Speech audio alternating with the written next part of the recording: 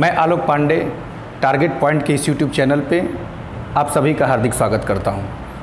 तो चलिए साथियों, ये मार्च अंक का प्रतियोगिता दर्पण का राष्ट्रीय घटनाक्रम का अगला समाचार है, तो अभी इसको देखते हैं। केवड़िया को बड़े पर्यटन केंद्र के रूप में विकसित करने की योजना। केवड़िया के लिए देश के विभिन्न भागों से 8 रेलगाड़ियों को झंडी दिखाई गई मोदी जी के द्वारा। तो यहाँ यही समाचार था, राष्ट्रीय घटनाक्रम का ये समाचार था। तो केवड़िया को बड़े पर्यटन केंद्र के रूप में विकसित करने की योजना, अर्थात केवड़िया क्या है? एक गांव है। ध्यान दीजिएगा, केवड़िया क्या है? केवड़िया एक गांव है। कहाँ का? गुजरात राज्य का नर्मदा जिले में स्थित है। गुजरात राज्य के नर्मदा जिले में स्थित केवड़िया एक गांव है। चर्चे में क्यों है मित्रों? चर्चे में इसलिए है क्योंकि इसको पर्यटन केंद्र के रूप में विकसित किया जा रहा है, इसलिए चर्चे में है। ये चर्चे में क्यों है? यहां देखिए, चर्चे में क्यों है? क्योंकि पर्यटन केंद्र के रूप में विकसित किया जा रहा है केवड़िया को, इसीलिए चर्चे में। ठीक है। दूसरा चीज क्या है केवड़िया में खास कि जिसके लिए पर्यटन केंद्र के रूप में विकसित किया जा रहा है? बात समझ में आ रहा है? तो यहां देखेंगे कि वहां स्टैच्यू ऑफ यूनिटी अर्थात सरदार वल्लभ भाई पटेल की गगनचुंबी जो प्रतिमा है वो यही केवड़िया में ही है। तो इसके लिए स्टैच्यू ऑफ यूनिटी क्या करेगा? पर्यटन को आकर्षित करेगा। सरदार वल्लभ भाई पटेल की गगनचुंबी प्रतिमा यही है।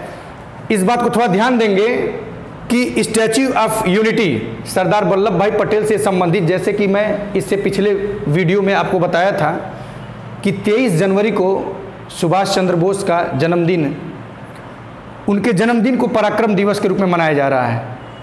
ऐसे ही 31 अक्टूबर को राष्ट्रीय एकता दिवस मनाया जाता है सरदार वल्लभ भाई पटेल की जन्मदिन के अवसर पे।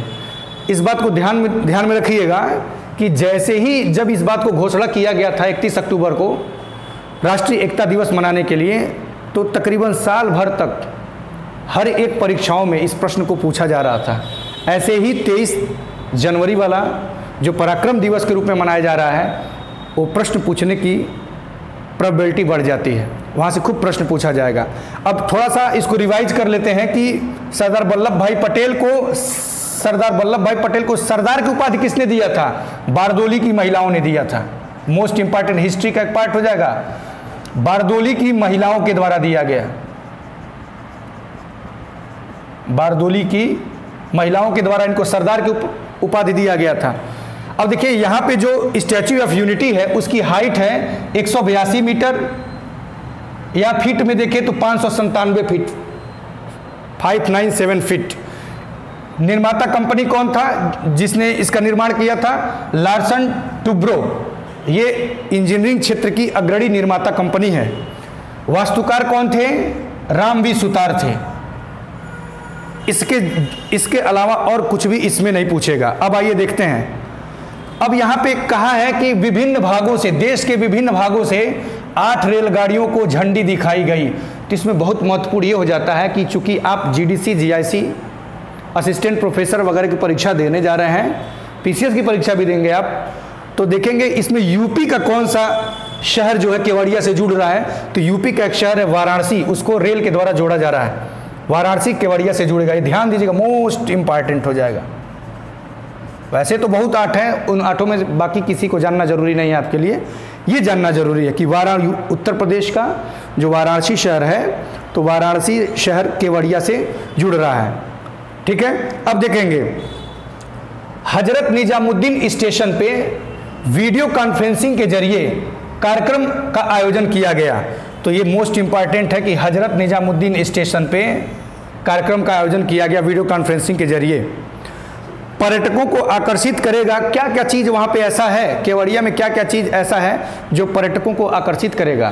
कहा भी जा रहा है कि मोदी जी अपने स्पीच जब वीडियो कॉन्फ्रेंसिंग के द्वारा इस कार्यक्रम में पार्टिसिपेट कर रहे थे वर्चुअल मोड में, तो उन्होंने कहा था कि स्टैच्यू ऑफ लिबर्टी से भी ज़्यादा पर्यटक यहाँ आकर्षित होंगे।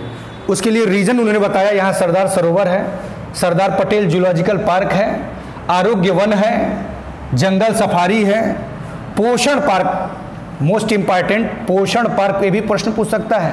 वन लाइनर बना करके कि भारत में पोषण पार्क कहाँ है, तो गुजरात राज्य के नर्मदा जिले में केवड़िया गांव के पास है पोषण पार्क। वाटर स्पोर्ट्स का भी विकास किया गया वहाँ पे, ताकि लोग पर्यटक यहाँ पे क्या करें, आकर्षित हो सकें। अब दोस्तों थोड़ा सा आगे चलते हैं, कुछ ऐसा चीज़ इसके बारे में जानते हैं, जैसे पर्यटन मंत्रालय। तो पर्यटन मंत्रालय पर्यटन से संबंधित नीतियां बनाता है, कार्यक्रम बनाता है, उसको लागू करने की कोशिश करता है। ध्यान देंगे यहाँ कि प्रहलाद सिंह पटेल क्या हैं, पर्यटन मंत्री हैं। और 27 सितंबर को वर्ल्ड टूरिज्म डे मनाया जाता है, विश्व पर्यटन दिवस मनाया जाता है। 27 सितंबर 2020, जो बीता साल 2020 है, तो 2020 में जब 27 सितंबर था, यानी कि विश्व पर्यटन दिवस, तो इसका थीम क्या था? इसका थीम था tourism and rural development, most important tourism and rural development, अर्थात पर्यटन और ग्रामीण विकास। यह ध्यान दीजिएगा कि ये अभी बीईओ का जब प्रारंभिक परीक्षा हुआ था, पीटी हुआ था एग्जाम, तो उसमें प्रश्न पूछा गया था कि 27 सितंबर 2020 जो वर्ल्ड टूरिज्म डे मनाया जाता है, उसका इस बार का 2020 का थीम क्या था? तो थीम यही था, टूरिज्म एंड रूरल डेवलपमेंट। ये उत्तर प्रदेश लोक सेवा आयोग द्वारा आयोजित किया जाने वाला परीक्षा बीईओ की परीक्षा में पूछा गया था। तो आपके भी लिहाज से इम्पॉर्टेंट, क्योंकि रिपीट प्रश्न पूछने की यदि प्रवृत्ति बनी तो प्रश्न पूछा जा सकता है आपसे। अब हम देखते हैं, ये तो वर्ल्ड टूरिज्म डे हो गया, अर्थात विश्व पर्यटन दिवस। क्या नेशनल लेवल पे पर्यटन दिवस को मनाया जाता है? तो हाँ, मनाया जाता है। 25 जनवरी को मनाया जाता है भारत में पर्यटन दिवस अर्थात नेशनल टूरिज्म डे 25 जनवरी को मनाया जाता है। और अभी 25 जनवरी 2021 को जो 25 जनवरी 2021 को जो नेशनल टूरिज्म डे मनाया गया है, उसका थीम क्या है? उसका थीम है देखो अपना देश। तो मोस्ट इंपॉर्टेंट हो सकता है कि इसको उठा दे इस बार, देखो अपना देश।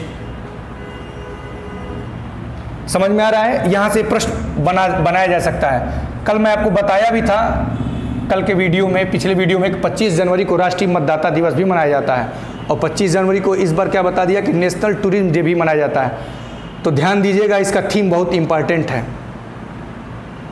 अब देखिए, अब एक बहुत बड़ा एक बर्निंग इशू चल रहा है कि भारत में एक संगठन है CII, जिसको बोलते हैं भारतीय उद्योग परिसंघ, कॉन्फेडरेशन ऑफ इंडियन इंडस्ट्री।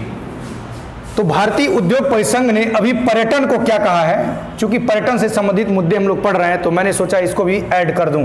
पर्यटन को समवर्ती सूची में लाने का सुझाव मांग कर रहे हैं लोग, सॉरी, यहां लाने की मांग कर रहे हैं लोग, की मांग कर रहे हैं। CII के द्वारा पर्यटन को समवर्ती सूची में लाने की ये लोग मांग कर रहे हैं सरकार से कि पर्यटन को समवर्ती सूची में लाया जाए। मैंने स्रोतों से जानकारी इकट्ठा किया तो पता चला कि पर्यटन न तो संघ सूची का विषय है, न तो राज्य सूची का विषय, और न ही समवर्ती सूची का विषय। हो सकता है कि आपसे प्रश्न पूछा जाए कि पर्यटन किस सूची का विषय है, संघ सूची का, राज्य सूची का, या समवर्ती सूची का, और नीचे ऑप्शन दे दे उपयुक्त में से कोई नहीं, तो आपका उत्तर होगा उपयुक्त में से कोई नहीं। क्योंकि पर्यटन को न तो संघ सूची का विषय अभी तक करंट में पर्यटन संघ सूची के तहत भी नहीं आता है, राज्य सूची का विषय नहीं है, समवर्ती सूची का विषय नहीं है। इसीलिए CII के द्वारा अर्थात भारतीय उद्योग परिसंघ के द्वारा पर्यटन को समवर्ती सूची में लाने की बात की जा रही है। अब हम देखते हैं दोस्तों कि उत्तर प्रदेश से संबंधित पर्यटन के संदर्भ में थोड़ा सा जानकारी इकट्ठा कर लेते हैं, आपके यूपी स्पेशल के लिहाज से भी वो महत्वपूर्ण हो जाएगा। उत्तर प्रदेश में यूपी में पर्यटन विभाग की स्थापना 1974 में किया गया था। पर्यटन विभाग की स्थापना 1974 में किया गया था, और उत्तर प्रदेश में पर्यटन विभाग के द्वारा 1974 में पर्यटन विभाग की स्थापना की गई थी। और पर्यटन विभाग का मोटो क्या है? उत्तर प्रदेश के पर्यटन विभाग का मोटो है, यूपी नहीं देखा तो भारत नहीं देखा। यूपी नहीं देखा